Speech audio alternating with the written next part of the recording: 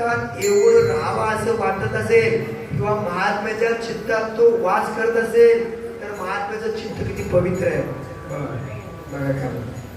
देव वसे चित्ती सोपी गोष्ट नाही बाबा. अरे 56 भोग तयार केले दुर्योधनाने. देवाला निमंत्रण बनवलं, जा त्याला बोलून आणा.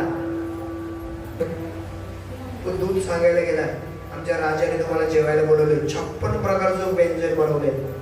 तो मला मी येत नाही, असं कोणाच्या तरी घरातलं मी खात नाही म्हटलं. दुर्योधनाला राग आला. हो बघा, जबरदस्ती व्यवहार करायचे नाही आपण. तो म्हटला असा येत नसेल तर बांधून आला. किती दुर्बुद्धी होता बघा दुर्योधन. तर हा दुर्बुद्धी दुर्योधन भगवंत म्हणतो, अरे अनंत ब्रह्मांड माझ्या एका रोमात आहे, इतका मूर्ख झालास की मला बांधून आणू इच्छितोस. अरे मला बांधणं फक्त माझ्या भक्तांना शक्य आहे, बाकीच्यांना नाही.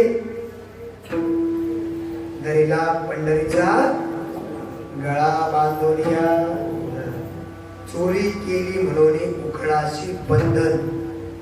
अरे देवाला बांधणारे भक्त आहे, देवाची माया काय झालं बांधणार. असं भगवंत म्हणतो मला बांधून चालत नाही. साखर दंड घेऊन गेले देवाला बांधून आणायला. तेव्हा देवाने विराट रूप दाखवलं. अर्जुनाला विराट रूप दाखवण्याच्या अगोदर दुर्योधनाला दाखवलं, पण दुर्योधन काय भक्तीला लागलं नाही. हा माया रूप काहीतरी दाखवला असेल म्हटलं मला.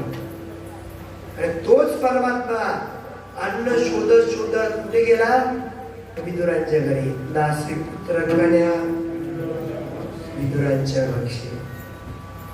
काय बघून गेला, म्हणजे कुणाच्या घरात जायचं, कुणाच्या चित्तात राहायचं ते कोण ठरवणार, तो ठरवणार. आपलं काम काय, चित्त निर्मळ ठेवायचं. एकदा निर्मळ चित्त झालं की देवणी गोपाळ राहे तेथे.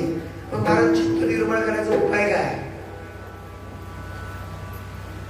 पहिला उपाय भगवंताचं ध्यान.